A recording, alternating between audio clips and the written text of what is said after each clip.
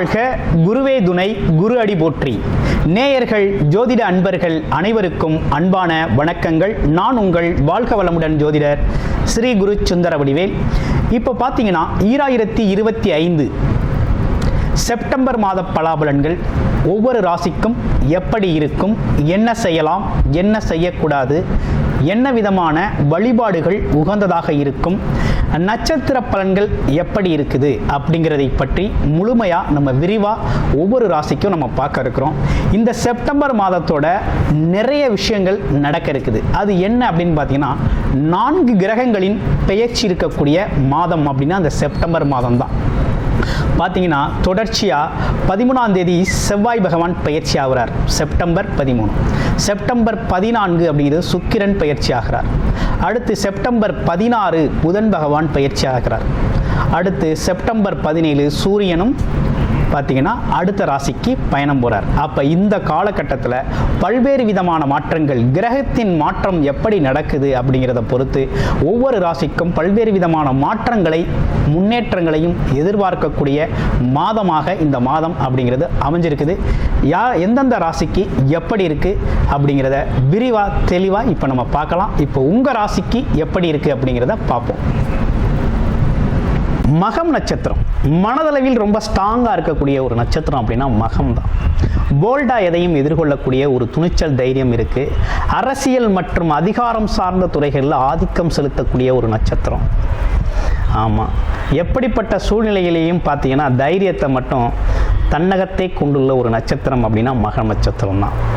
ஆளுமை திறன் உடைய நட்சத்திரம். இப்போ மகம் நட்சத்திரத்துக்கு எப்படி இருக்குது அப்படின்னு பார்த்தீங்கன்னா அரசியல் சார்ந்த துறைகள்லையும் அரசு சார்ந்த துறைகள்லையும் இருக்கக்கூடியவங்களுக்கு ரொம்ப சாதகமான சூழ்நிலை இப்போ ஏற்பட்டிருக்கு. மிகப்பெரிய லெவலில் வெற்றி பெறக்கூடிய, அதுவும் நினைச்சது நடக்கக்கூடிய, ஆசைகள் நிறைவேறக்கூடிய மாதமாக இந்த மாதம் அப்படிங்கிறது அமைஞ்சிருக்குது. பொறுப்பு, பதவி அப்படிலாம் கிடைக்கக்கூடிய மாதம் இந்த மாதம். குருவாழ்க குருவே துணை குரு அடி போற்றி. நேயர்கள் ஜோதிட அன்பர்கள் அனைவருக்கும் அன்பான வணக்கங்கள். நான் உங்கள் வாழ்க வளமுடன் ஜோதிடர் ஸ்ரீ குரு சுந்தர வடிவேல்.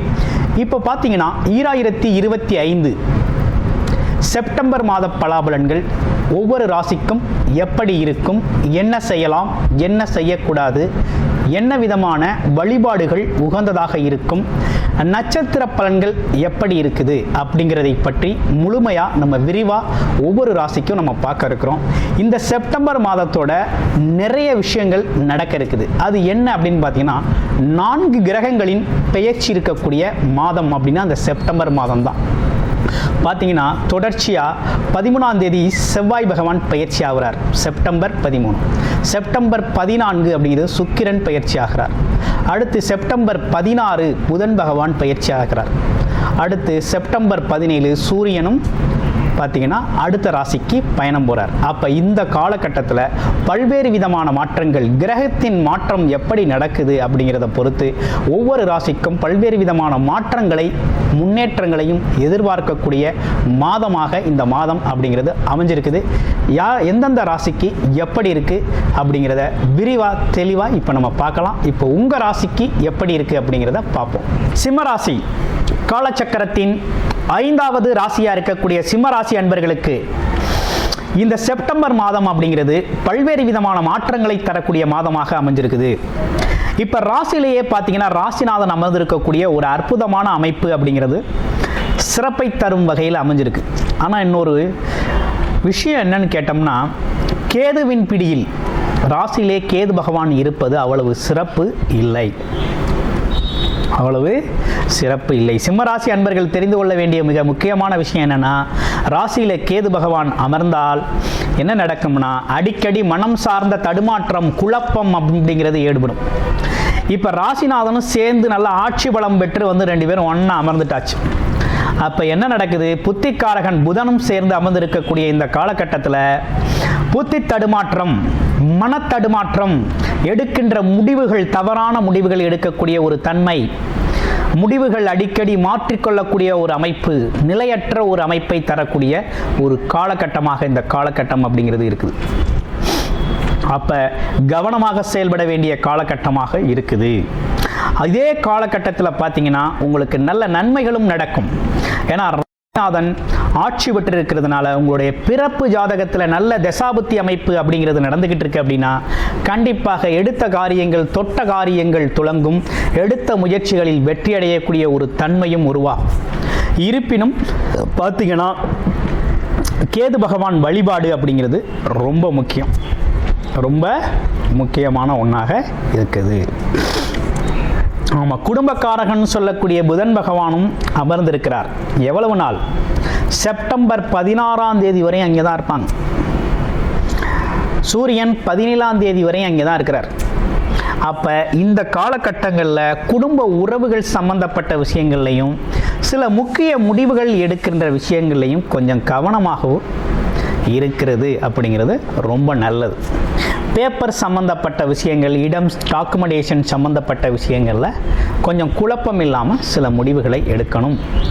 அப்படி குழப்பமாக இருக்குன்னா கொஞ்சம் தள்ளி போடுறது நல்லது. சில விஷயங்களை தள்ளி போட்டு முடிவெடுத்துக்கிறது நல்லதாக இருக்கும். அடுத்து அஷ்டமச்சனி பாதிப்பில் நம்ம இருக்கிறோம். கவனம் தேவை. சிம்மராசி அன்பர்களுக்கு கூடுதல் கவனம் அப்படிங்கிறது எங்கே வருது? அஷ்டமச்சனி. சனி பகவான் அஷ்டமத்தில் இருக்கிறார். ஒரு புள்ளிஞ்சு கசக்கி எடுத்துருவார்.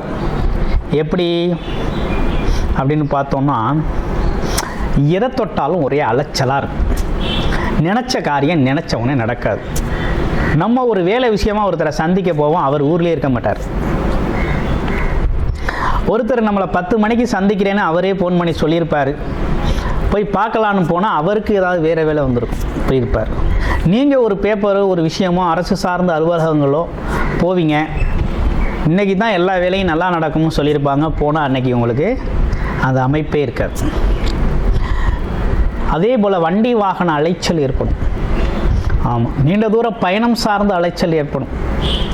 லாங் ட்ராவல் போவீங்க, வேலைக்காக தொழிலுக்காக சில விஷயங்களுக்காக போவீங்க. ஒருத்தரை பார்த்து இன்றைக்கான ஒரு ஒப்பந்தத்தை பண்ணிடுவோம், ஒரு வேலை சார்ந்த விஷயத்தை பேசி முடிச்சிருவோம் அப்படின்னு போவீங்க. ஆனால் அதற்கான வாய்ப்புகள் இங்கே இருக்காது. சூழ்நிலையில் பெருவேறு விதமான மாற்றங்கள் இருக்கும். அப்போ அலைச்சல் திருச்சலை கொடுக்கும். அலைஞ்சு திரிஞ்சு கஷ்டப்பட்டு நஞ்சு அப்படி ஒரு வேலையை செய்கிற மாதிரி இருக்கும். இதே காலகட்டத்தில் கேது பகவானுக்கு இருக்கிறதுனால தேவையில்லாத குழப்பங்களையும் கொண்டு வந்து சேர்ப்பார். அப்போ 2 பக்கமும் நமக்கு சிக்கலாக இருக்குது. ஒன்று வேலை சார்ந்த தொழில் சார்ந்த அமைப்புகளும் கொஞ்சம் அலைச்சல் திருச்சலாக இருக்குது, டென்ஷனை கொடுக்குது. இன்னொரு பக்கம் நம்ம ராசியிலேயே அமர்ந்திருக்கக்கூடிய அமைப்பு உடல் ஆரோக்கியம் சார்ந்த அமைப்புகள், மனம் ஆரோக்கியம் சார்ந்த அமைப்புகளையும் குழப்பத்தை கொடுக்குது. உடல் மனம் சார்ந்த இரண்டுமே பார்த்திங்கன்னா கொஞ்சம் இயக்கங்களில் தடுமாற்றம் ஏற்படுது. அப்போ என்ன தான் செய்கிறது அப்படிங்கிற ஒரு குழப்பம் வந்துருச்சு. இப்போ இந்த காலகட்டத்தில் உங்களோட பிறப்பு ஜாதகத்தை நீங்கள் பார்த்துக்கணும். பிறப்பு ஜாதகத்தில் நல்ல தசாபுத்தி அமைப்பு, யோகமான தசாபுத்தி அமைப்புகள் நடக்குதுன்னா இதை பற்றிலாம் கவலை வேண்டியதில்லை. இல்லை பிறப்பு ஜாதகத்திலேயும் கொஞ்சம் சூழ்நிலைகள் சரியில்லை அப்படின்னா இது சார்ந்த விஷயத்தில் கூடுதல் கவனம் எடுத்துக்கணும். அப்போ வழிபாடுகள் சார்ந்த அமைப்புகள் மூலமாக எடுத்துக்கிறது, யோகா மெடிடேஷன் போன்ற அமைப்புகள் எடுத்துக்கிறது, அடிக்கடி மௌன விரதங்கள் இருக்கிறது, விரத நிலைகளை கடைபிடிக்கிறது. ஆமாம், நிலையான ஒரு மனநிலையில் இருக்க பழகிக்கிறது. ஆமாம், தடுமாற்றத்துக்கு வாய்ப்பு கொடுக்காமல் இருக்கிறது. புது முயற்சிகள் ஏதேனும் எடுக்கிறது அப்படிங்கிறத கொஞ்சம் தள்ளி வச்சுக்கிறது. ஆமாம், பெரும் முதலீடு சார்ந்த விஷயங்களை கொஞ்சம் அவசரப்படாமல் இருக்கிறது. ஆமாம், இப்படிப்பட்ட விஷயங்கள்லாம் கொஞ்சம் நிதானமாக செயல்பட வேண்டிய அமைப்பு இருக்குது. அடுத்து சிம்மராசிக்கு வேறு என்ன நல்லதே நடக்காதா அப்படின்னா கண்டிப்பாக நல்லது நடக்கும். என்னன்னா முயற்சிகள், நிறைய முயற்சி எடுத்து தோல்வி அடைஞ்சு போச்சு இல்லையா? இந்த காலகட்டத்தில் இனிமேல் எடுக்கிற முயற்சிகள்லாம் உங்களுக்கு கை கொடுக்கும். ஏன்னா பாக்யாதிபதினு சொல்லக்கூடிய 3ஆம் இடத்துல அமர்ந்து குருபார்வையோடு இருக்கக்கூடிய இந்த காலகட்டத்தில் எப்போவோ எடுத்த முயற்சிகளுக்கு பலன் இப்போ நீங்கள் அனுபவிக்கலாம். அது சார்ந்த தொடர்புகள் பெறக்கூடிய தன்மை உங்களுக்கு ஏற்படும் அப்படிங்கிற அமைப்பு இருக்குது. அப்போ தொழில் வேலை சார்ந்த அமைப்புகள் நல்ல முயற்சி கொடுக்கும். இளைய சகோதர உறவுகள் ஒற்றுமை அதிகரிக்கும். இப்போ என்ன முக்கியமான விஷயம்னா சிம்மராசியை பொறுத்த வகையில் பேச்சில் கவனம் தேவை. ஃபஸ்ட்டு. அடுத்து இருக்கிற சூழ்நிலைகளை அப்படியே ஏற்றுக்கிட்டு கொஞ்சம் கண்டும் காணாமையும் பொறுமையாகவும் நிதானமும் போகணும். ஏற்றோம்னா நம்ம மனசு கெட்டு போயிடும், நமக்கு குழப்பமும் அதிகரிச்சிடும். ஆமாம், வேலை பொழப்பு தொழில் சார்ந்த விஷயங்கள்லாம் தடுமாற்றத்தை ஏற்படுத்திப்போம். அப்போ கூடுதல் கவனம் தேவைப்படுகிறது. அதே நேரத்தில் 11ஆம் இடத்துல குரு பகவான் இருக்கிறது, உங்கள் ராசிக்கு 5 குடையவன் 11ல் இருக்கிறது அப்படிங்கிறது திடீர்னு உங்களுக்கு நல்ல விஷயங்கள் நடக்கும். அது எப்போ நடக்கும், எப்படி நடக்கும் அப்படின்னு பார்த்தோம்னா, பூர்வீக புண்ணியத்தின் அடிப்படையில், கர்மாவின் அடிப்படையில் உங்களுக்கு இந்த காலகட்டத்தில் நடக்க வேண்டிய விஷயங்கள் அது உங்களை தேடி வந்து நல்லபடியாக நடக்கும். அதை பற்றிலாம் கவலைப்பட வேணாம். குழந்தைகள் உங்களுக்கு பெருமை சேர்ப்பார்கள். குழந்தை சார்ந்த விஷயங்கள் நல்லா இருக்கும். பெருமணம் சம்பந்தப்பட்ட விஷயங்கள், ஆசைகள், கனவுகள் சம்பந்தப்பட்ட விஷயங்களில் கொஞ்சம் பொறுமையும் நிதானமாக செயல்படுங்க. வாழ்க்கை ரொம்ப அழகாக இருக்கும். நல்லா இருக்கக்கூடிய ஒரு தன்மை அப்படிங்கிறது இருக்குது. குழந்தைகள் படிப்பு அப்படிங்கிறது பார்த்தீங்கன்னாக்கா செப்டம்பர் 17ஆம் தேதிக்கு பிறகு படிப்பு சார்ந்த விஷயங்கள்லாம் ரொம்ப நல்லா இருக்குது. ஒன்றும் கவலைப்பட வேண்டாம். அடுத்து முதியவர்கள் அப்படின்னு எடுத்துக்கிட்டால், முதியவர்கள் பெரியவர்கள் அப்படின்னு எடுத்துக்கிட்டோம், வயது மூத்தவர்கள் எடுத்துக்கிட்டோம்னா ஒன்றும் பெரிய இந்த விஷயங்கள் இப்போ சொன்ன விஷயங்களை ஃபாலோ பண்ணிக்கிட்டால் போதும். மற்றபடி புது முயற்சிகள் புதுமையாக எதையும் செய்யணுங்கிறத கொஞ்சம் தள்ளி போட்டுக்கிறது நல்லது. அவசரம் வேண்டாம். அடுத்து பாருங்கள், வேறு என்ன, குடும்ப பெண்மணிகள் சார்ந்த விஷயங்கள் எப்படி இருக்குது அப்படின்னு பார்த்தோம்னா, இந்த காலகட்டத்தில் கொஞ்சம் பரவாயில்ல. இதுவரை இருந்த ப்ரெஷருக்கு இனி வரக்கூடிய காலங்கள், அதாவது செப்டம்பர் 17க்கு பிறகு வரக்கூடிய காலங்கள் ரொம்ப நல்லாயிருக்கும். ஆமாம், எல்லாத்தையும் சமாளிக்கும். அப்பா எவ்வளோ கஷ்டத்தை அனுபவிச்சாச்சு, இப்போ தான் கொஞ்சம் நிம்மதியாக இருக்கிற மாதிரி தெரியுது அப்படிங்கிற பெருமூச்சு விடக்கூடிய ஒரு தன்மை அப்படிங்கிறது ஏற்படும். அடுத்து பார்த்தோம் அப்படின்னா, வேறு சிறப்பான செய்திகள் அப்படின்னு சொல்லணும் அப்படின்னு நினச்சோம்னா, படிப்பு சார்ந்த விஷயங்கள் நல்லா இருக்கக்கூடிய ஒரு தன்மையை தான் உங்களுக்கு கொடுக்குது. திருமணம் சார்ந்த விஷயங்கள் கொஞ்சம் அவசரப்பட வேண்டாம், பொறுமையாக செய்கிறது அப்படிங்கிறது ரொம்ப நல்லது. ஏன்னா ராசியிலே கேது, 7ஆம் இடத்தில் ராகு இருக்கிறது அப்படிங்கிறது பெரிய பேராசையை கொடுத்து, பெரிய பிரம்மாண்டமான சிந்தனையை கொடுத்து, கடைசியில் பார்த்தீங்கன்னா பாதாளத்தில் தள்ளக்கூடிய தன்மையை கொடுத்துரும். கொஞ்சம் அவசரம் இல்லாமல் பொறுமையாக நிதானமாக செயல்படுங்க.